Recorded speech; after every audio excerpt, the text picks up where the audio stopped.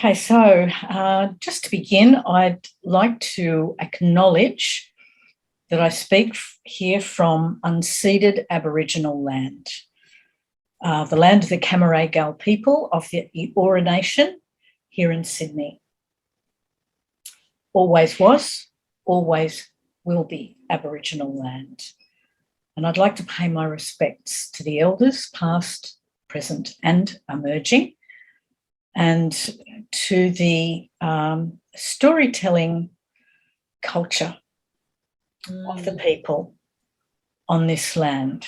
And so it's lovely to, in a sense, carry on the storytelling heritage of the traditional custodians, which is what, in a sense, we are doing here tonight. So I'd also like to welcome any Aboriginal people who may be with us tonight or who may watch these sessions at some time.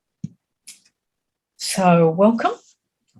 And tonight's topic is a continuation of last week, which is last week we talked about energy and consciousness, and tonight it's part 2. I'm going to talk about energy, consciousness and healing. And if I find if I'm talking about energy and consciousness, healing is a required aspect of understanding this particular area. And I've got some questions from last week from Angelica. And so I'm going to work in these answers into what I'm speaking of tonight, Angelica, and then you probably have more questions, which you are certainly welcome to ask at the end of the session, or if appropriate, also during. I don't mind. Okay. So I just want to reiterate the law of energy. And the law of energy is that energy connects with energy. Energy has no boundaries. And in terms of helping you understand that energy has no boundaries, because we think in a linear manner, we're totally trained and programmed in Newtonian, the Newtonian worldview. It underpins our education system, and it has done since Newtonian wrote about it, pretty much. And so we are very, very programmed to think that everything is linear, that time is linear, and that everything in our world is linear. But of course, the reality that is in front of us every single day is nature that functions in cycles, it moves in cycles. Nature too is energy. And it cycles through the very obvious cycles of winter, summer, autumn, and spring. Autumn, winter, and spring. And our bodies, we know, go through cyclic phases. And so we actually, to think that we are linear beings, or that we, to be given this way of understanding the world as a linear framework, is a fundamental lie that we are programmed with. And last week I was saying that whatever we believe to be the truth will dictate our attitude, our choices, and our actions. And that if what we believe to be true is true, that's great, because it will always pull us towards the light and open our consciousness and awareness. But if what we believe to be true is a lie, it will take us into darkness and eventually it will contract our consciousness, our awareness, and it will take us into a very dark place where we disconnect from ourselves and from the truth. And I want to mention it because most of the time we're not aware. We have no idea. If we've been programmed with something from birth, we have no idea that it's not true. And what it does, it hems us into a little box in terms of how we understand our reality and the world and ourselves. And so it is very important when we come on to the pathway of spiritual growth, we actually need to exercise intense critical thinking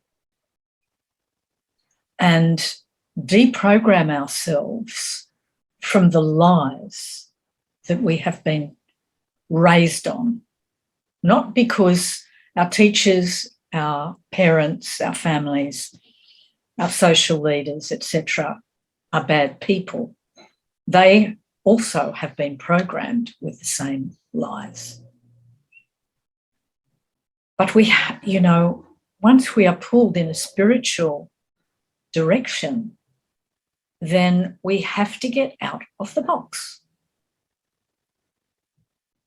And a huge reason why the world is in so much torment and despair currently is because of the lies, the history of lies and boxes that have constricted people's thinking and ability to understand reality. That is my belief. So I need to, when I said last week, if I understand energy, it's great because energy explains everything. And this was a question Angelica asked. What do I mean by everything? Well,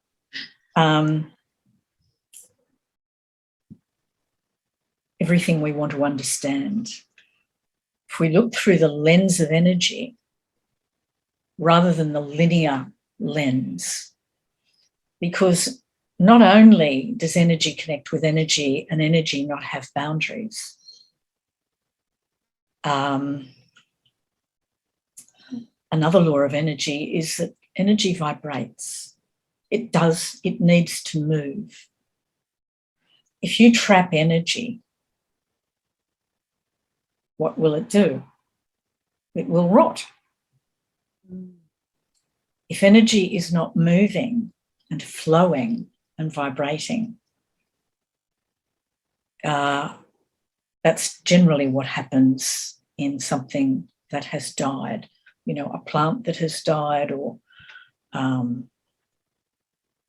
food that is decomposing, water after rain that's formed puddles, or, as creeks dry up after they've been filled with rain and the sun is on them, the water's not moving, it's not flowing, it gets an algae bloom or it stagnates, and what it's doing is it's rotting, it's dying. And so the energy, you would not want to drink that water because it would make you very sick, it possibly kill you. And, animals won't drink it. Animals want to drink water that is fresh and alive and moving. And, if a friend of mine did a little experiment years ago. It's kind of a cute experiment, which I'll tell you about. He he got some little kittens. He found a litter of little kittens, or his cat maybe gave him. The stray cat he'd adopted had delivered a little litter of little kittens, and they were really cute. And he had this little machine in his garden that sent the water around in a figure 8. And so there was a pump attached to it, obviously, and it would move in the figure 8. And he would put water out for these little kittens, and he'd put their food and their milk and everything. And, you know, they would just gravitate to the water in the figure 8 because it was moving in that figure 8. And there is something, the figure 8 purifies water. I can't explain this because I'm not a quantum physicist, but I'm sure a quantum physicist could explain it. But those little kittens, you know, trust the instinct of an animal. They have no cognitive understanding of what they're doing. They just are running on instinct and DNA programming. They would always drink from the figure 8, the water in the figure 8. So we know that it is very important for energy to move. And if energy can't move, if it's blocked, then, as I say, it stagnates, it rots. And if energy is blocked in the human body, what does it do? That makes us sick. If I have a pain in my lower back, or a headache, or a cold, or a bad knee, or a bad pain in my chest, or whatever it is, and there is blocked energy in that I am putting into that place. Now, the other important thing to understand about energy, because we are energy, is that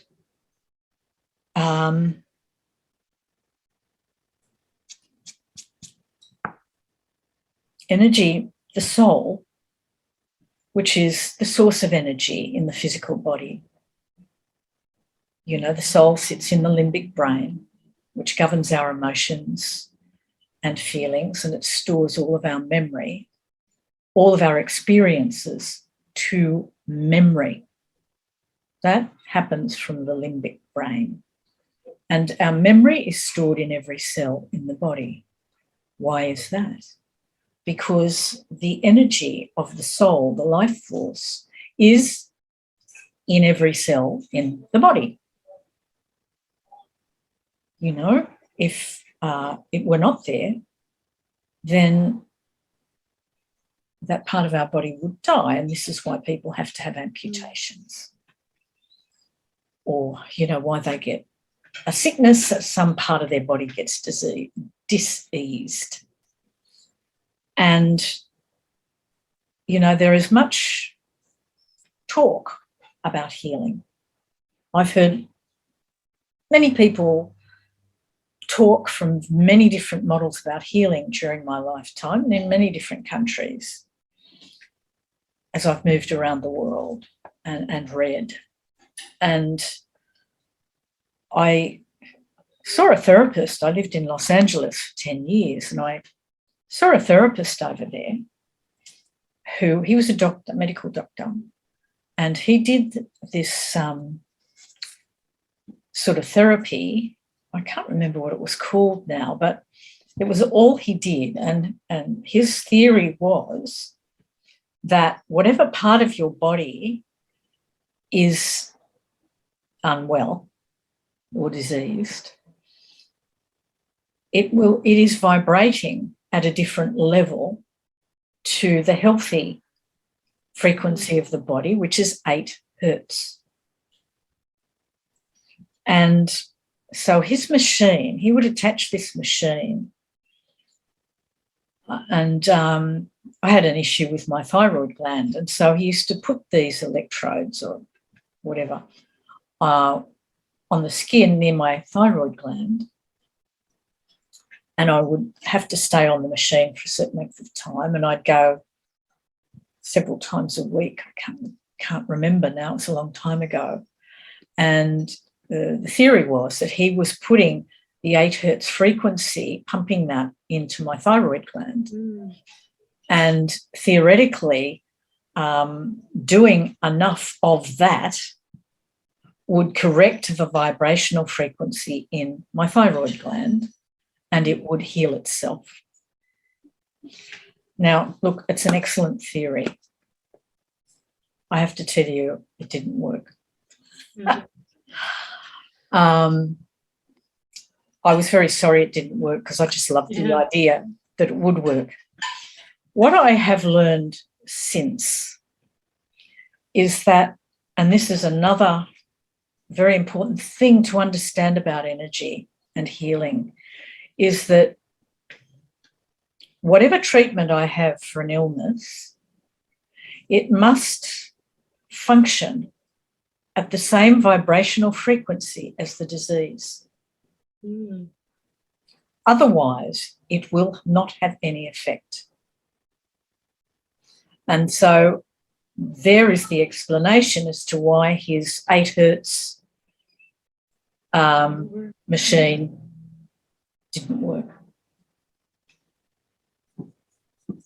And this also explains why no healing method or treatment is a panacea. It's impossible for that to be. So nothing can cure everything. No one treatment. It may work brilliantly for a lot of people, but it won't work for everyone. And doctors know this, you know, because my background is mental health. I see the trials and tribulations that people with mental illnesses go through while psychiatrists are trying to find a medication that will work for this particular patient. It may work very well for other patients, but not for others. And this is the reality of any healing, whether it's medical or alternative. It does need to, in order to treat the illness, it must be at the same vibrational frequency. And of course, that will differ with every single person because each of us has a different vibrational frequency, which it can change at any time according to what I'm doing and you know, how much I'm meditating or which direction I'm taking in life, what my attitude is. All these things affect my vibrational frequency. And if I'm really searching for answers and for truth in life, and I think many, many people have taken up this search and are desperately seeking the truth because they know. I mean, the truth has a particular vibrational frequency that we recognise. You know, truth does not have to prove it to be proven. It is self-evident. We can feel it. And lies just don't have that ring of truth. You know, it was Adolf Hitler who said, it's better to tell the people a big lie because they're far more likely to believe it than a small one. And he's probably right, and history would show him to be right. And when I understand this, it is very helpful. How many people believe certain contemporary world leaders? That, I mean, we've just witnessed in the last week an example of a foreign leader lying, telling a huge lie on a daily basis, and then doing the opposite of what he'd been saying. And that is the Russian invasion of Ukraine. How many weeks he been saying, I'm not going to attack Ukraine. Russia will not invade Ukraine. And then suddenly, bang, he did it. So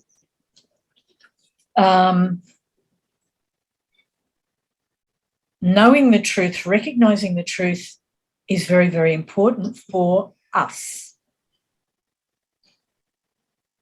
in order to know, because that will direct and influence and inform our choices and our actions. So what we believe is vital. So energy, I think understanding energy is really important.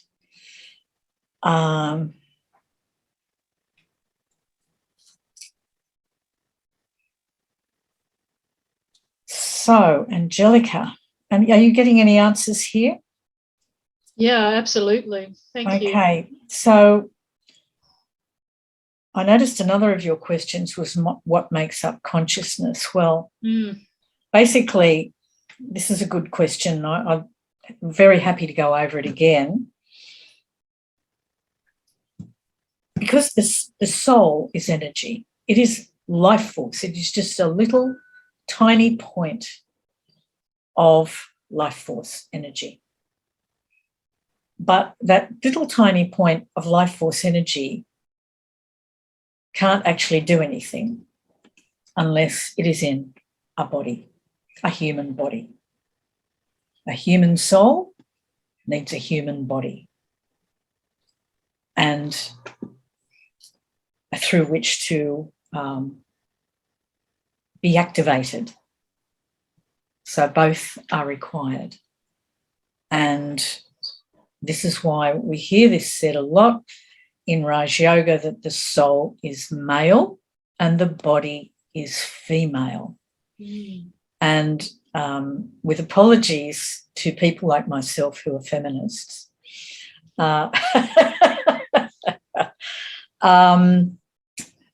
analogy being that the soul fertilizes, in that sense, fertilizes the body and makes it active and alive, and so that the body can then become activated and a vehicle through which the soul can express itself, be the soul in a male or female body. It makes no difference. Absolutely no difference. So consciousness is like a bag. The soul enters the body. It sits in the limbic brain. We're talking about a little fetus at the moment, an unborn fetus. So it's sitting in there inside mum, and this little brain stem is forming. And this little brain is also forming. And at the point at which the soul enters the brain, or the womb, I mean, same thing, both together, and sits in the limbic brain, it is at that absolute millisecond that the spinal cord connects with the developing brain. And the central nervous system at that very millisecond is activated and brought to life. Isn't that incredible? So there is a very profound spiritual science behind something that is quite unknown at the moment to medical science. Mm. And that the soul actually cannot enter the fetus until the spinal cord is ready, is ready to connect with the developing brain. And so those cells are about to connect. That's when the soul enters. I mean, it is just profoundly miraculous, isn't it? Mm-hmm. It's a profound spiritual science, this thing that we sometimes call karma. And so the central nervous system is activated.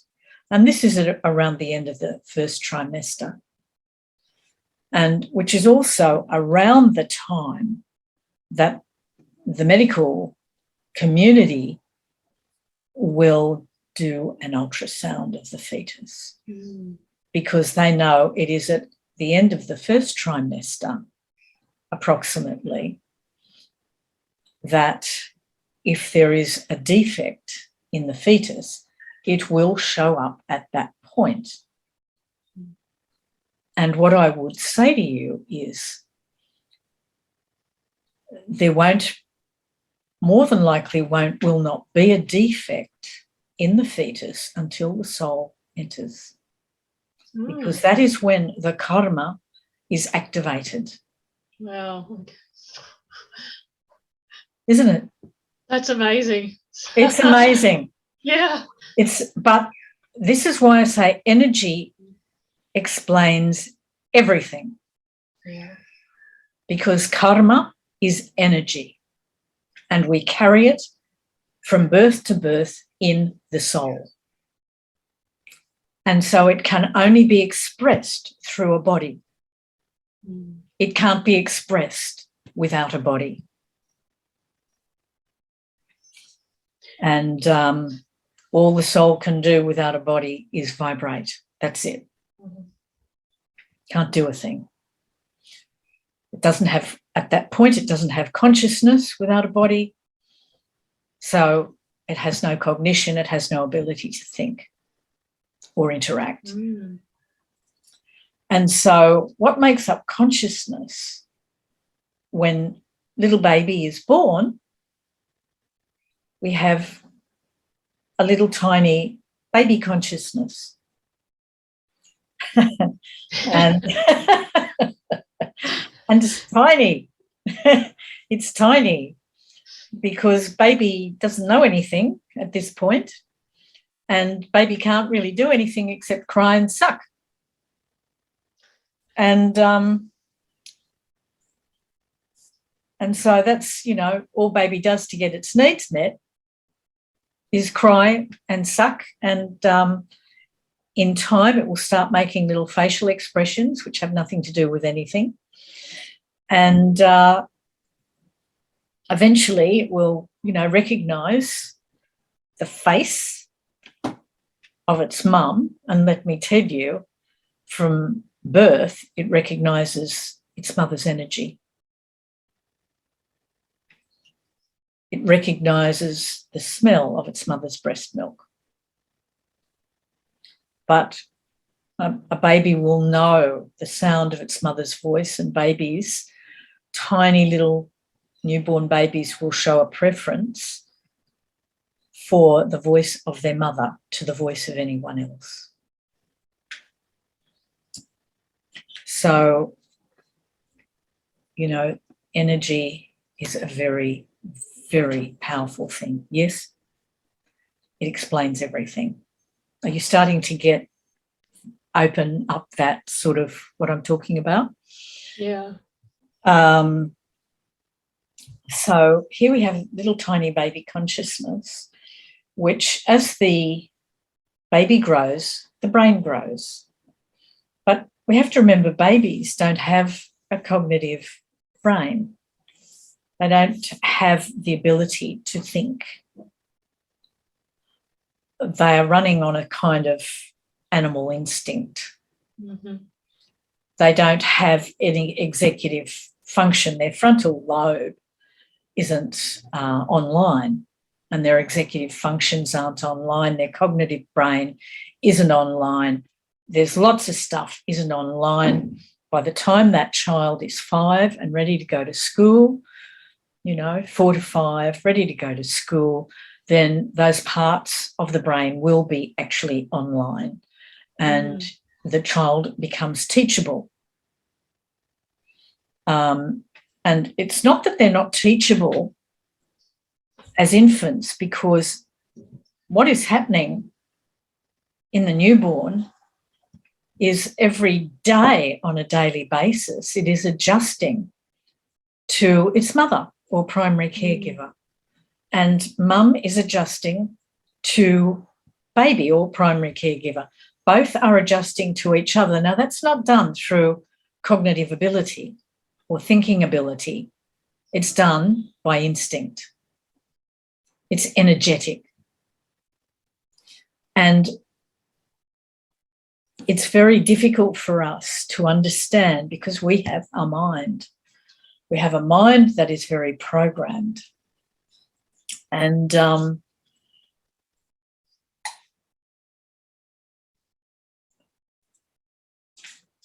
we use our mind to think and to work things out. Babies don't actually do this. And so, but it's very hard for us to understand energy for this reason, that the mind, because of the way it's programmed with linear thinking, actually the mind is not a linear processor. It is not that. It's not. We understand nature, not actually with our mind, but with our heart. Because this ability for the heart has its own ability to think, it has its own brain. We don't need a brain. We can think with our heart. The heart is able to access a whole lot of understanding and knowledge and wisdom that the cognitive mind cannot access. And so as baby is growing, it's adjusting to its mother, it's understanding more, parents or caregivers will get baby into a routine. And this is good for them and it's good for baby, because energy needs to be organised. Energy does need to be organised. If I turn off on a tap, water will gush out of it. Where is the water going? Down, either on the ground or down the sink or whatever. But if I have a container under the tap, I've got something that I can put the water in, then I can actually do something with it.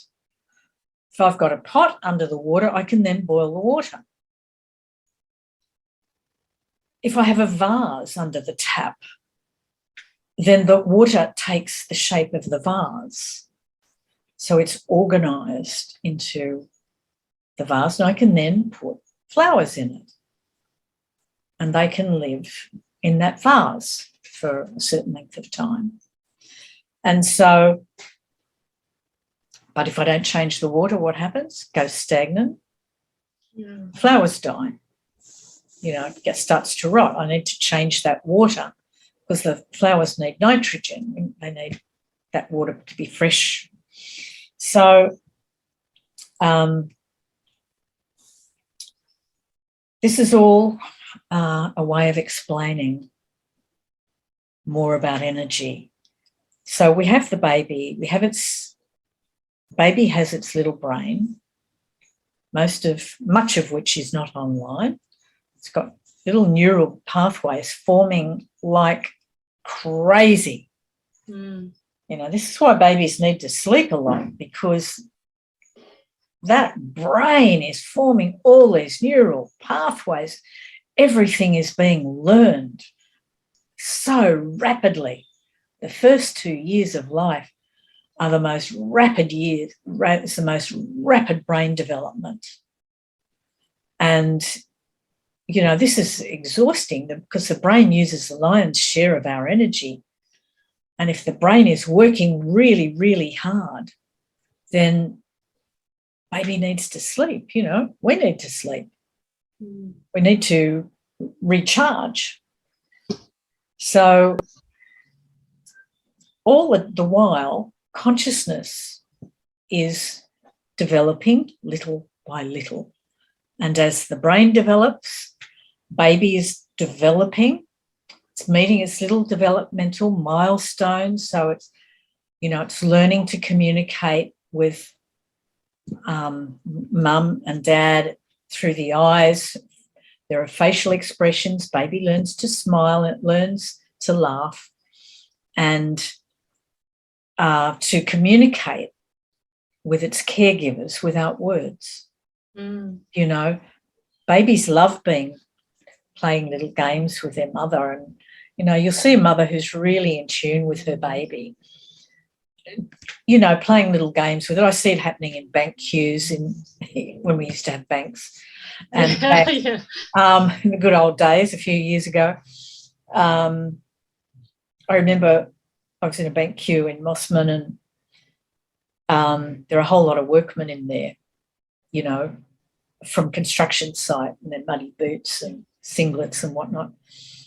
And there was a young mother with her baby, and the queues were long, and so she was holding the baby, and she was just playing this little game with the baby.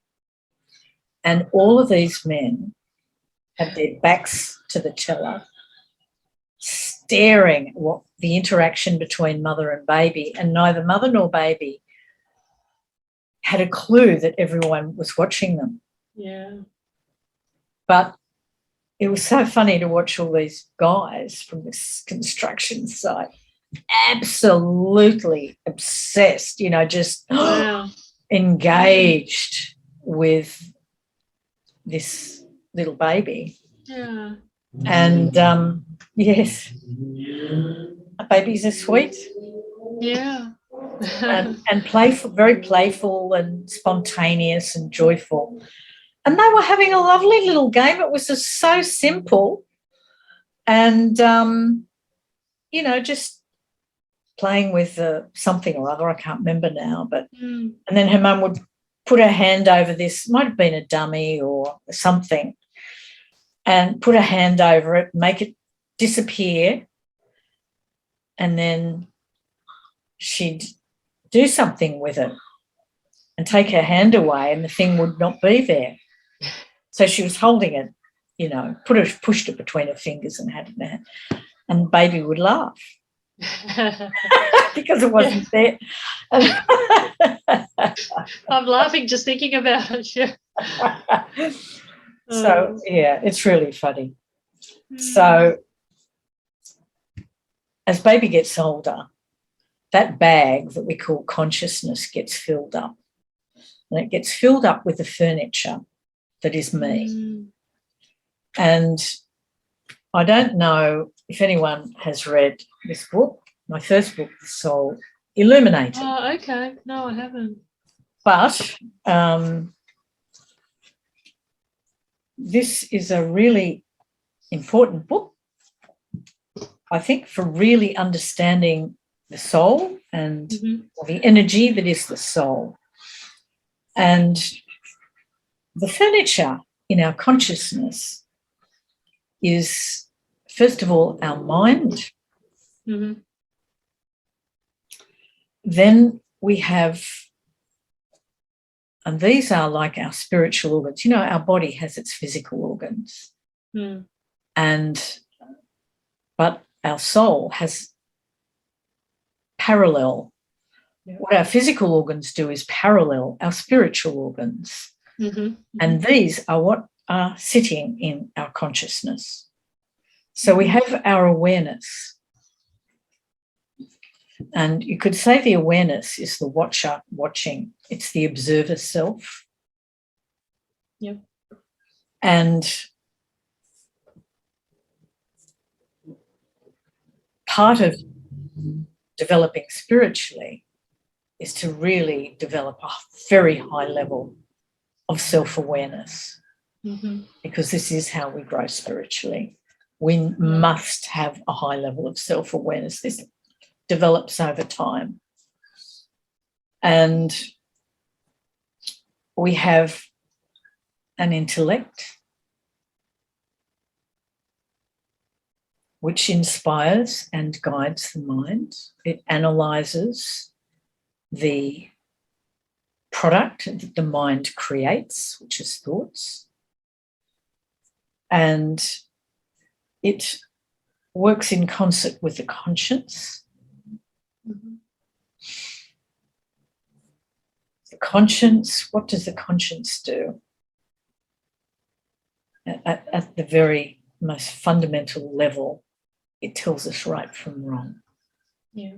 So our ability to discriminate and to judge, so much of our spiritual, those original spiritual powers are tied into our consciousness, our moral compass. Then we have the will. And, you know, all of these, if you like, pieces of furniture or spiritual organs, they work in concert with one another. They don't just work individually. If the will gets split off, as it can do in addiction, then we get into a lot of trouble, and we lose our integrity. We lose our morality. We will, like, for instance, in addiction, the will is split off from from our intellect and conscience. Yeah.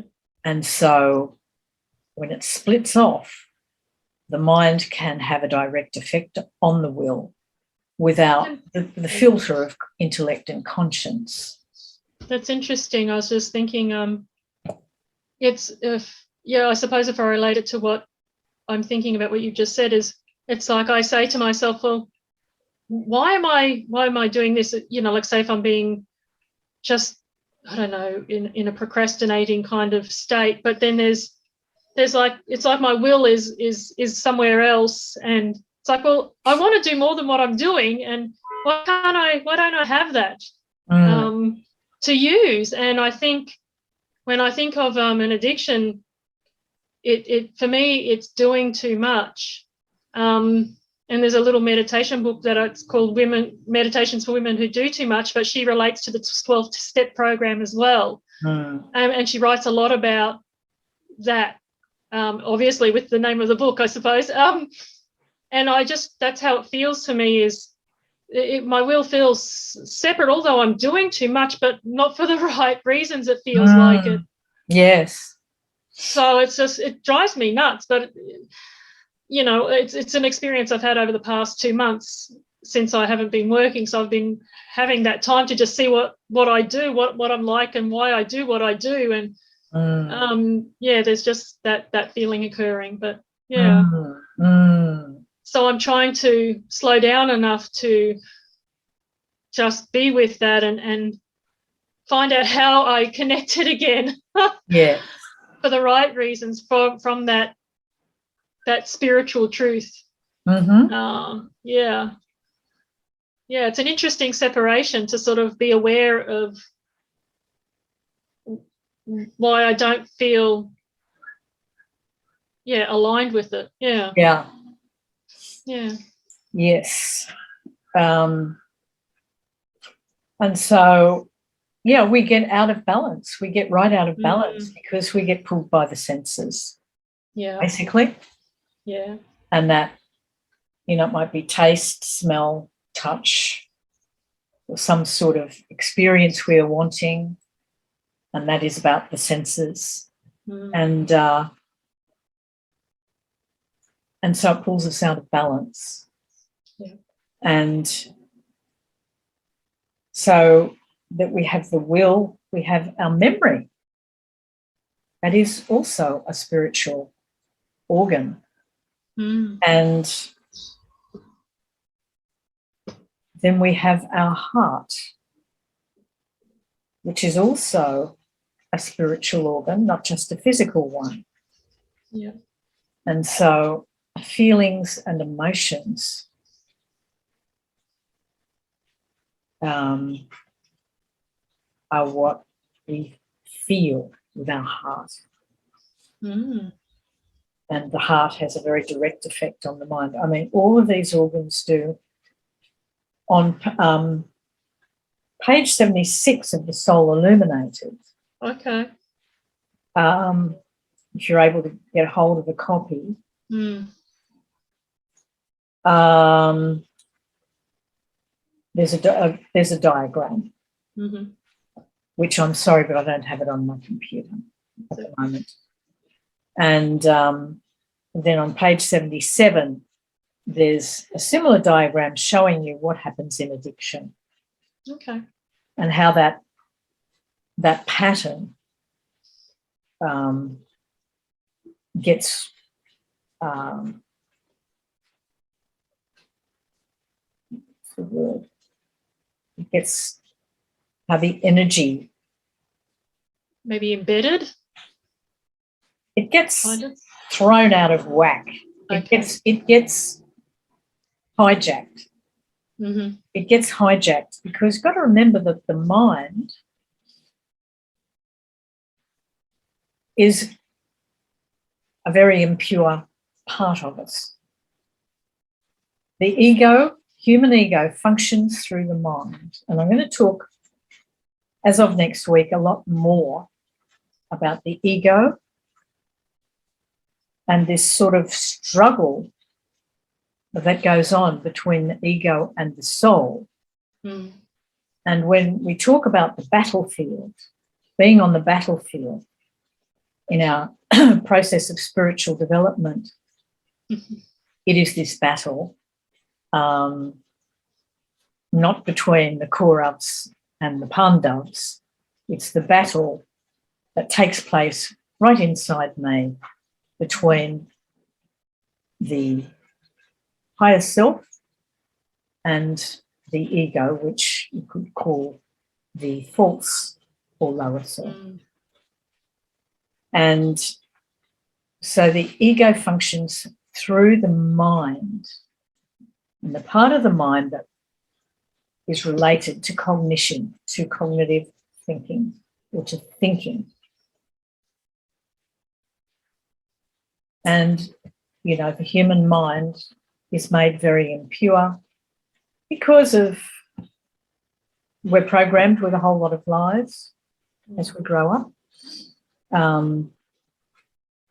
You know, we go to school and we believe what our parents tell us because we think they're gods. And then we believe what the education system tells us because our baby intellect can't decipher this information. And so this makes our mind very impure. And we'd say meditation is a way of purifying the mind. Mm.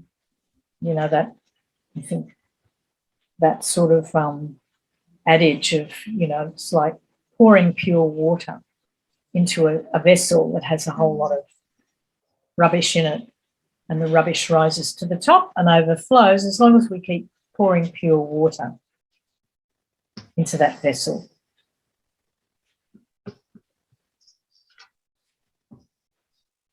When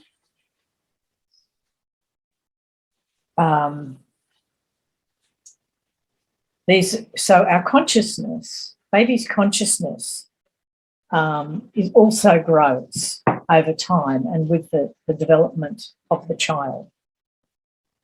And so all these organs are in there. That is the furniture of consciousness. And this is how we function. Every day, all the time. All the time. And so, you know, one of the things meditation does for us, or particularly Raj Yoga meditation, it pulls everything into balance energetically. And I have to say, when I started meditating, very early in 1984, I got straight into it because I was just a sort of a natural meditator. And so I was meditating quite a lot from the word go.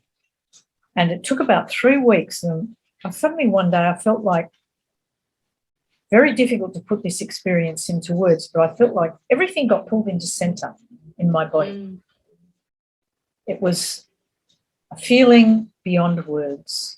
It was a feeling beyond the physical, but I felt it physically, but I also felt it non-physically. And I was only just beginning to become aware of myself and to experience myself as a not entirely physical being. And that was quite profound experience. That feeling of being suddenly, bang, everything pulled into center. I think that's what my experience was last week on the Monday night, was the truth of what I heard just went whoop. And I'm like, it re-enlivened what I've forgotten, literally, but also felt, and how it felt before I heard what I thought it meant. Yeah. Okay. Oh, Yeah. that's amazing. That's great. Thank you for sharing that. You're welcome. And so, yes, this is what makes up consciousness. Does that answer your question now? It's amazing response. Thank you. Yes. It takes time to explain these things, and it doesn't always happen the first time, but your questions are excellent. I was also, to answer your last question, I was also explaining that humans, like dolphins, have 3 brains. Oh, right. Wow. Yeah. So we have the first brain, which is the brain stem. And we have the second brain, which is the limbic brain, and all mammals. And that means animals that suckle their young and look after, attached to their young. Cats and dogs and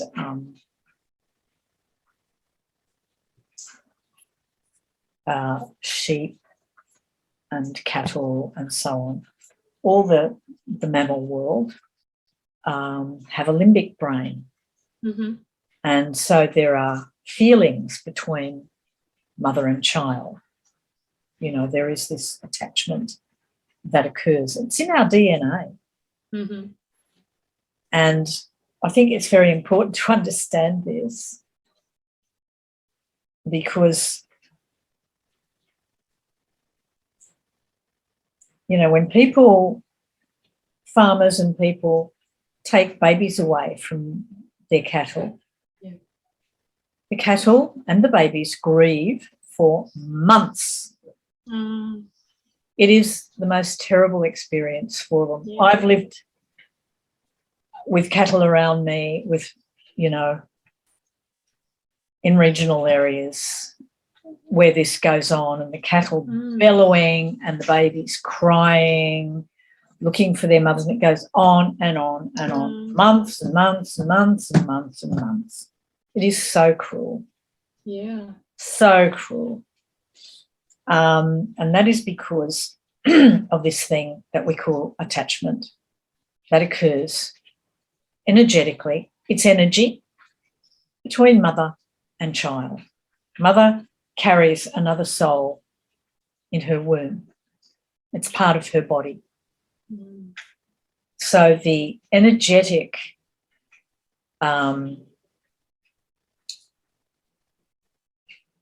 connection between these two souls is profound.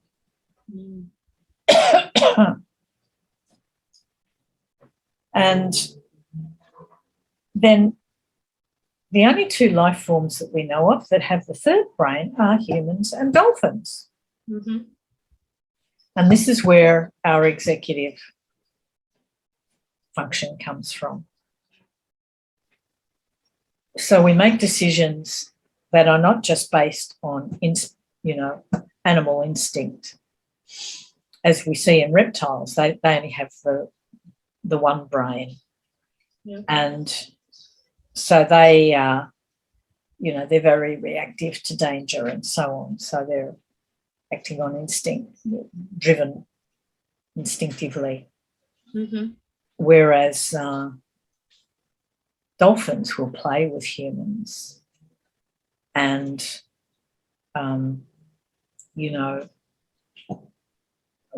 respond to us in non-fearful ways.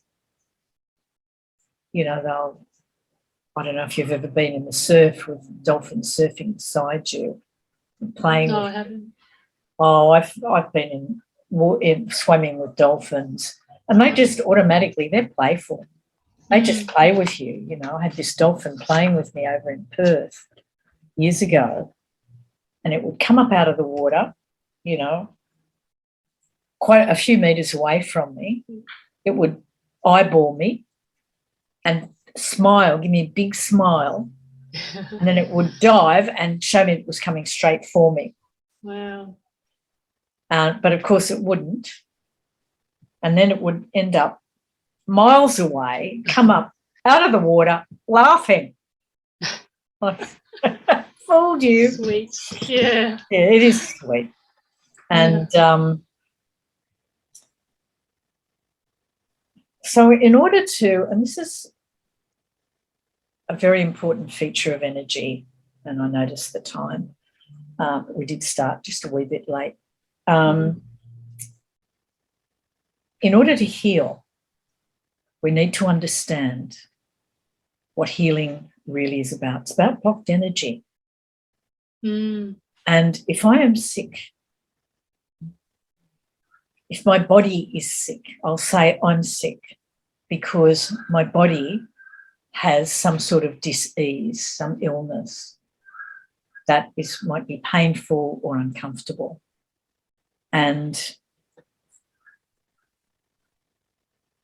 so in order to heal whatever it is that's wrong with the body, I have to understand what I am doing to block the energy in that part of the body.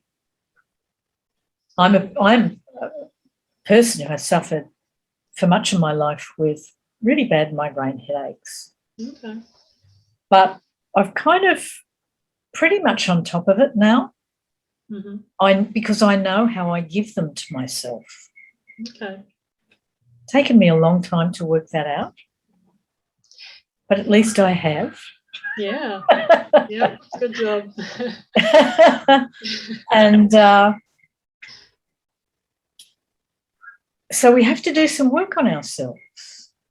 And it's not just about doing a lot of yoga, doing a lot of meditation. Yes, I think that's an important part of it, because that really opens our awareness, our self-awareness. We need to be very self-aware to understand why I keep making myself sick in this way. Yeah. And I need to understand in detail my own process.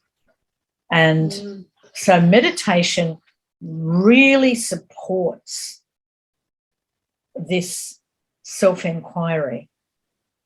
But sometimes I need to go and have therapy. I need to go and work with someone because I actually can't do it alone. And when you start saying how you feel to someone who is trained, professionally trained, who is not my friend, not a member of my family, not my partner, not my child or my parent, but someone who is trained to hear what you're really saying, it's amazing the breakthroughs that can come from that. And I speak as someone who has now been a mental health practitioner and therapist for over 3 decades, and I do know the value that talking to a trained professional can bring, and the breakthroughs that can bring when I'm not getting anywhere on my own. Because I can't get out of my own box very often, but someone else can be very objective, especially if they're trained. And so in order to heal, I need to have a great deal of self-awareness. What I'm doing emotionally. Because remember, my first reaction to everything, my first response to everything is emotion or feeling, because the soul is in the limbic brain. Thoughts, I will then get thoughts that make sense of that. And my behaviour will come from my reactions. If anyone ever says to you that we are not emotionally driven, they are lying. We are emotionally driven beings all of our life. Yeah. If you've got children or you've been around young children, what are they running on? Emotions, feelings. They run on them. And as parents, we teach them as they grow up to manage their emotional reactions, to manage and become socially appropriate and to behave in socially appropriate ways. So we socialise, and we socialise our animals. And that, you know, is the process of being parented and trained. And so in healing ourselves, ultimately we must heal ourselves. The doctor can do a certain amount, the healer can do a certain amount, but we must become our own healer, and we are our own best healer. I believe that, but we may need quite a bit of help along the way. Yeah. I do believe external intervention can be very, very valuable in helping us develop that awareness. But ultimately, the treatment needs to be at the same vibrational frequency as the disease. And this is why often treatments, which may be very good treatments, but they don't work for me.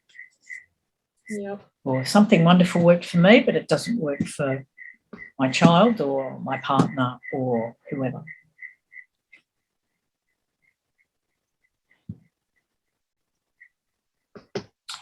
So we're going to finish with a little meditation. And so the invitation is to just withdraw, enable your consciousness to become very stable and steady.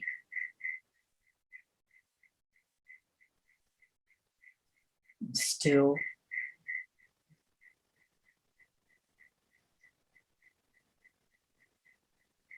As I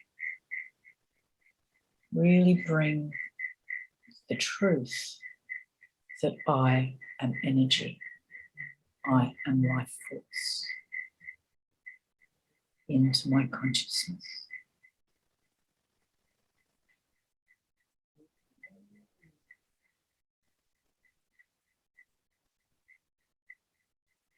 I am a living being.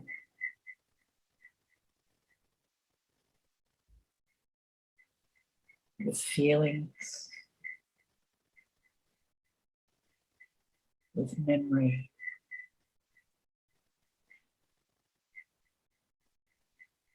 with mind, intellect, conscience,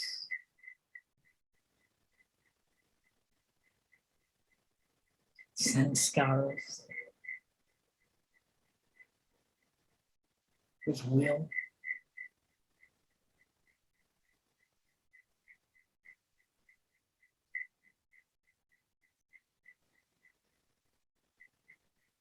and when I come into balance through meditation, I am centered and grounded. I am myself. I have integrity.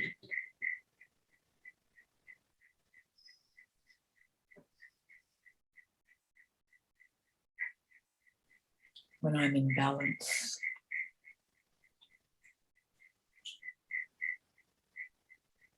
There is integrity in my decisions, my beliefs, my choices, and my actions.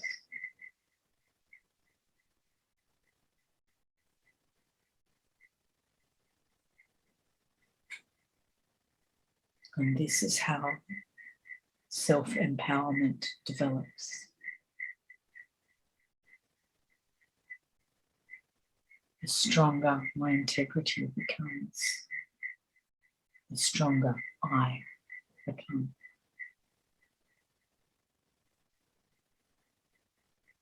My moral compass works. My conscience functions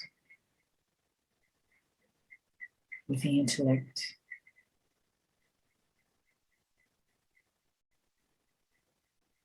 And guides the mind. Guides my power of discrimination. Guides my actions.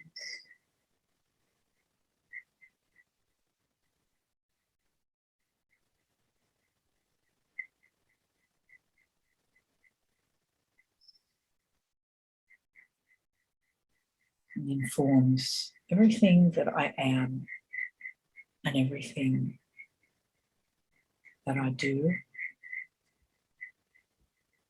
and my way of being in the world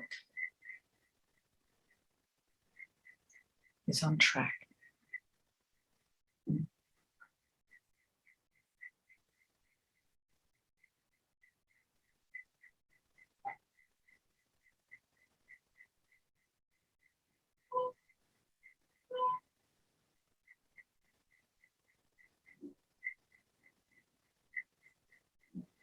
Life becomes much easier.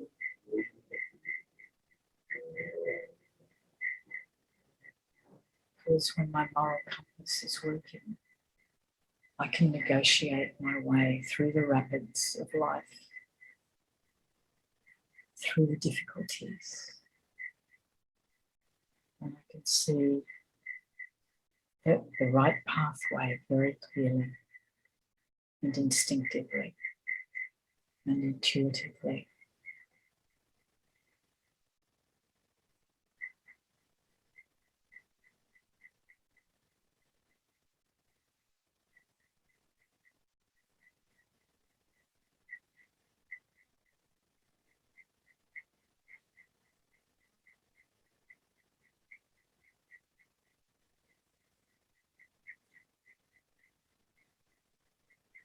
And God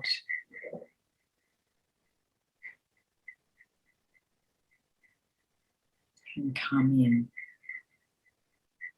because the door is open.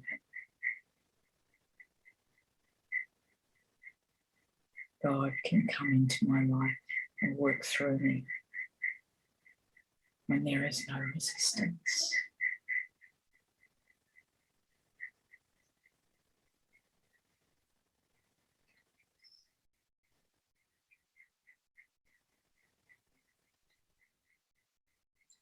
And then I and all who encounter me are blessed.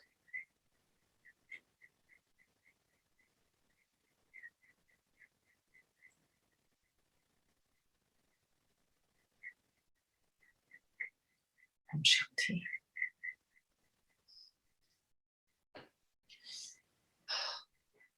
Thank you, Jude. Thank you. Thanks for being here. You're welcome. Next week, the topic is embracing fear. Ooh. A big, important topic for today and most of the time. So I will be addressing this through a spiritual, obviously through the lens of energy and spirituality. Have a good week. Bye-bye. you.